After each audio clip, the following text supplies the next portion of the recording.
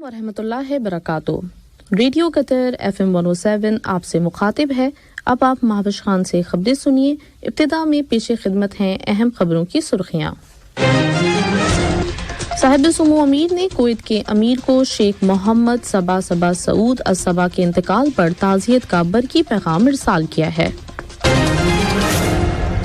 صاحب سمو امیر نے سن 2023 کے امیری فرمان نمبر 4 اور 5 جاری کیے ہیں، جن کی روح سے محترمہ لولوا بنت راشد بن محمد الخاطر کو وزارت خارجہ میں بین الاقوامی تعاون کی وزیر مملکت اور ڈاکٹر محمد بن عبدالعزیز بن صالح الخلیفی کو وزارت خارجہ میں وزیر مملکت مقرر کیا گیا ہے۔ صاحب سمو امیر نے سن 2023 کا امیری فیصلہ نمبر 22 جاری کیا ہے، جس کی روح سے شیخ تامر بن حمد بن تامر الثانی کو انٹرنیشنل میڈیا آفس کا سربراہ مقرر کیا گیا ہے۔ صاحب سمو امیر نے رمضان المبارک کی آمد پر متعدد عرب اور اسلامی ملکوں کے سربراہان کے ساتھ مبارکباد کے برقی پیغامات کا تبادلہ کیا ہے۔ یہ تھیں اہم خبروں کی سرخیاں، اور اب آپ تفصیل سے خبریں سماعت فرمائیے۔ بسم اللہ الرحمن الرحیم۔ صاحب سمو امیر شیخ تمیم بن حمد آل ثانی نے کویت کے امیر شیخ نواف الاحمد الجابر الصبا کو شیخ محمد صبا سعود الصبا کے انتقال پر تعزیت کا برقی پیغام ارسال کیا ہے۔ نائب امیر شیخ عبداللہ بن حمد آل ثانی اور وزیر اعظم و وزیر خارجہ شیخ محمد بن عبد الرحمن بن جاسم آل ثانی نے بھی شیخ محمد صبا سعود الصبا کی وفات پر کویت کے امیر شیخ نواف الاحمد الجابر الصبا کو تعزیت کے برقی پیغامات روانہ کیے ہیں۔ صاحب سمو امیر شیخ تمیم بن حمد آل ثانی نے سن 2023 کا امیری فرمان نمبر 4 جاری کیا ہے، جس کی روح سے محترمہ لولوا بنت راشد بن محمد الخاطر کو وزارت خارجہ میں بین الاقوامی تعاون کی وزیر مملکت مقرر کیا گیا ہے۔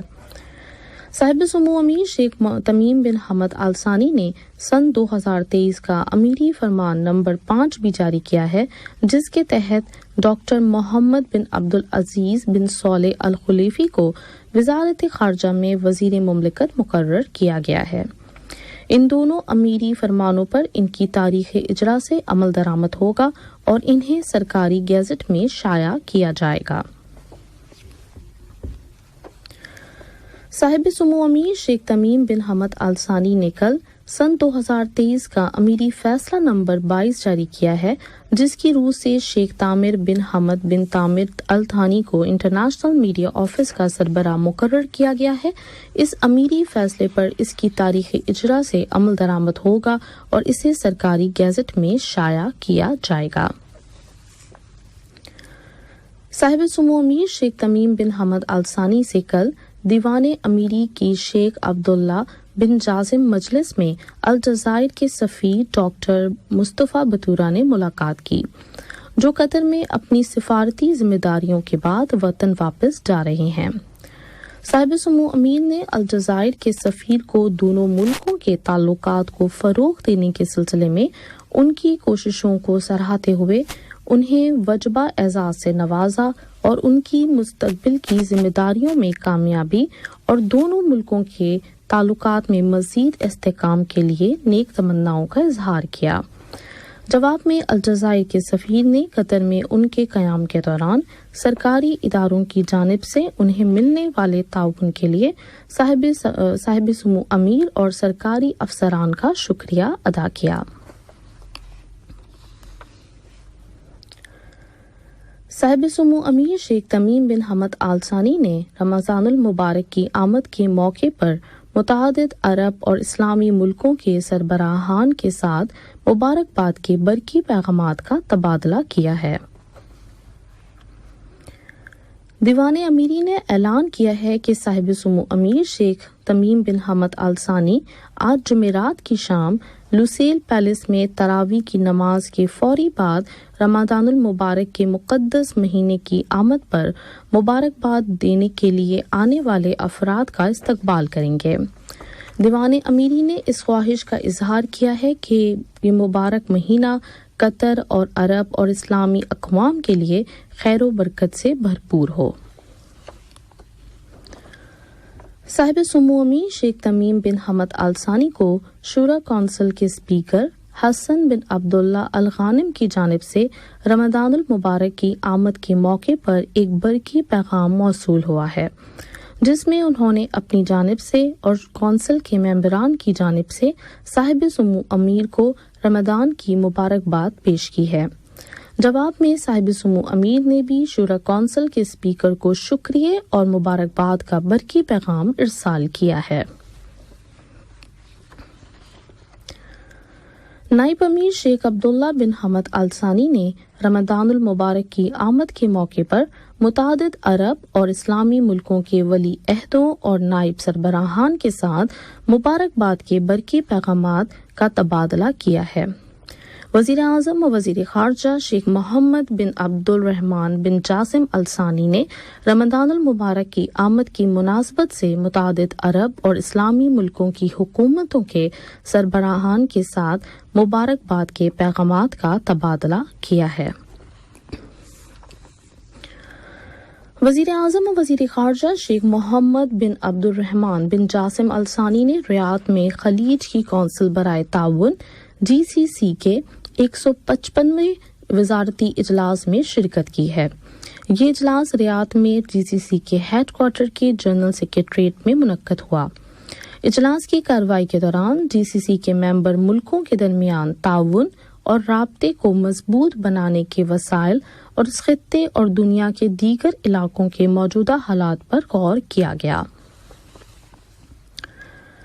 وزارت خارجہ میں بین الاقوامی تعاون کی وزارت مملکت محترمہ لولوے بنت راشد الخاطر سے کل قطر کے دورے پر آئی ہوئی کینیڈا کی معاون نائب وزیر برائے امیگریشن، ریفیوجیز اور شہریت برائے افغانستان جینیفر میکنٹائر نے ملاقات کی، جس کے دوران قطر اور کینیڈا کے مشترکہ انٹرسٹ کے ملکوں کے اندر ریفیوجیز کے معیار زندگی کو بہتر بنانے کے سلسلے میں دو طرفہ تعاون کے امکانات کے بارے میں تبادلہ خیال کیا گیا۔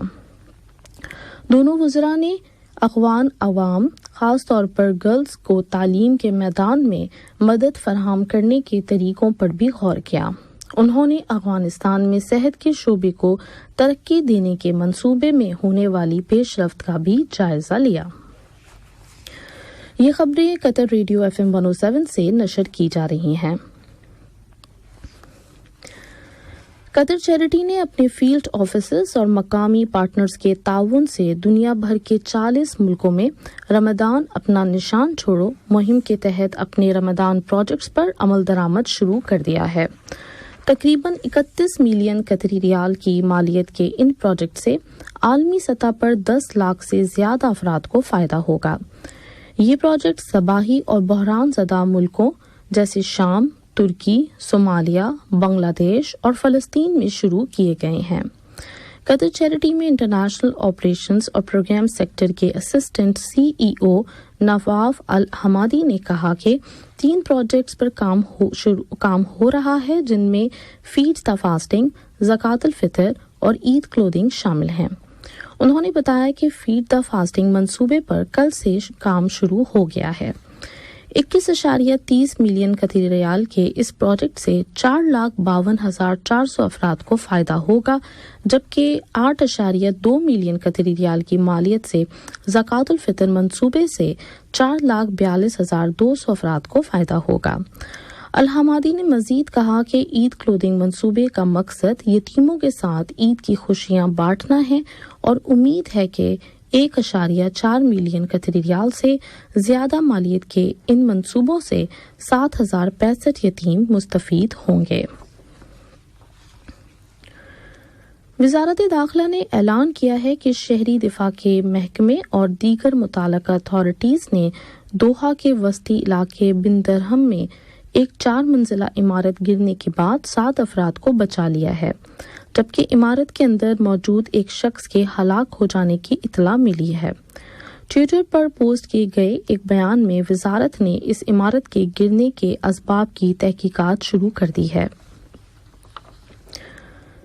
فلسطینی پریزیڈنسی نے فلسطینی عوام کے خلاف اسرائیل کے مسلسل بڑھتے ہوئے مظالم اور فلسطینی شہروں اور قصبوں میں دراندازی کا سلسلہ جاری رہنے کے نتیجے میں صورتحال کی سنگینی سے خبردار کیا ہے اور واضح کیا ہے کہ یہودی آبادکاروں کی سرگرمیوں کی وجہ سے حالات اس قدر خراب ہو جائیں گے کہ ان پر قابو پانا مشکل ہو جائے گا۔ پریزیڈنسی کے سرکاری ترجمان نبیل رودینا کا کہنا ہے کہ فلسطینیوں کی املاک پر یہودی آبادکاروں کے قبضے کے سنگین نتائج برآمد ہوں گے۔ انہوں نے زور دیتے ہوئے کہا ہے کہ عالمی برادری کو فوری مداخلت کرنی چاہیے اور فلسطینی پرزنرز کے خلاف جاری جرائم کو روکنا چاہیے اس سے پہلے کہ دیر ہو جائے۔ قابض اسرائیلی فوج مقبوضہ عرب علاقے میں فلسطینیوں کے خلاف جارحانہ سرگرمیاں جاری رکھے ہوئے ہے، جن کے نتیجے میں درجنوں افراد ہلاک، سینکڑوں زخمی ہوئے ہیں جبکہ سینکڑوں کو گرفتار کیا گیا ہے، ان میں خواتین اور بچے بھی شامل ہیں۔ روس کی وزارت خارجہ نے خبردار کیا ہے کہ برطانیہ کی جانب سے یوکرین کو یورینیم والے گولہ بارود کی فراہمی سے یوکرین کا تنازع سنگین شکل اختیار کر لے گا۔ روس کے وزیر خارجہ سرجی لاواروف کا کہنا ہے کہ یہ برطانیہ کی جانب سے یوکرین کو یورینیم شیل سپلائی کرنے کے فیصلے نے جنگ کی صورتحال کو نئے اور خطرناک سطح پر پہنچا دیا ہے۔ برطانوی سورسز کے مطابق لندن اتھارٹیز نے روس کا مقابلہ کرنے کے لیے یوکرین کو مدد کے طور پر یورینیم فراہم کیا ہے۔ اور اب کچھ خبریں کھیلوں کے بارے میں۔ العربی کلب کے کوچ یونس علی نے کہا ہے کہ ان کی ٹیم کی تیاریاں مکمل ہیں۔ اوریٹو کپ 2022-2023 سیزن کے تحت آج العربی اور سلال کی ٹیمز کے درمیان سیمی فائنل کھیلا جائے گا۔ کوچ یونس علی کا کہنا ہے کہ وہ فتح حاصل کرنے اور فائنل میں جانے کے لیے پرامید ہیں۔ اسپائر زور فاؤنڈیشن نے کل رمضان اسپورٹس فیسٹیول کے لیے رجسٹریشن شروع کرنے کا اعلان کیا ہے۔ اس 12 روزہ فیسٹیول میں جو 28 مارچ سے شروع ہوگا، مجموعی طور پر 8 سرگرمیاں شامل ہیں، جن میں کھیلوں کے منصوبے کے علاوہ فزیکل چیلنجز بھی شامل ہیں۔ اسپائر زون فاؤنڈیشن نے رات 9:30 سے آدھی رات تک شروع ہونے والی سرگرمیوں کے شیڈول اور مقامات کا بھی اعلان کیا ہے۔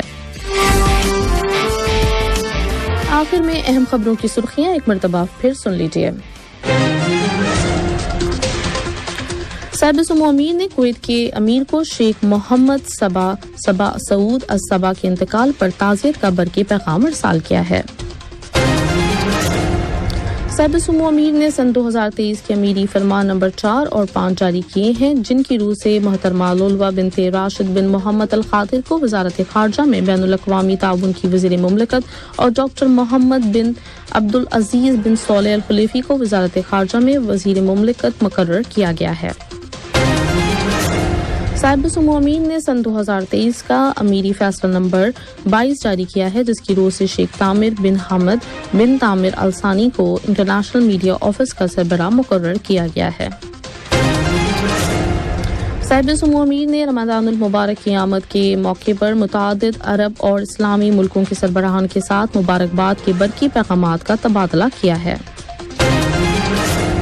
اس کے ساتھ ہی آج کا خبروں کا پہلا نشریہ ختم ہوا۔ نیوز ایڈیٹر محمود احمد، محمد حسن سوڈانی، انتخاب عالم اور مہوش خان کو دیجیے اجازت۔ اللہ حافظ۔